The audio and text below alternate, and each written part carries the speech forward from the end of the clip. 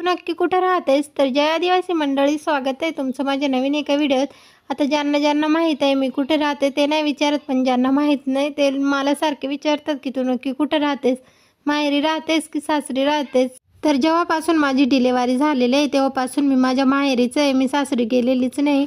आता का नाही गेली त्याचं कारण मी तुम्हाला नाही सांगू शकत. असं तर मी आजचं माझं रुटीन मी तुमच्यासोबत शेअर करते.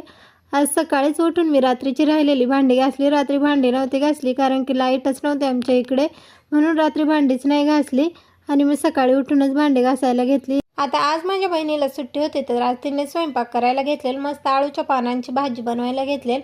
माझी आंघोळ होताच तिकडे समर्थ रडायला लागला, मग त्यालाही खेळायला घेऊन आले, जवळच ठेवलं आणि मी चहा प्यायला घेतला. चहा पिऊन झाल्यावर माझ्या कामाला सुरुवात केली. मी थोडे कपडे धुवायचे होते आणि भांडे पण घासायचे होते. मग तेवढं काम झाल्यावर जेवून घेतलं मस्त आणि जेवता जेवता मस्त एक सिरियल बघितली. तर आजच्यासाठी एवढंच होतं. भेटू पुढल्या व्हिडिओला. चला बाय.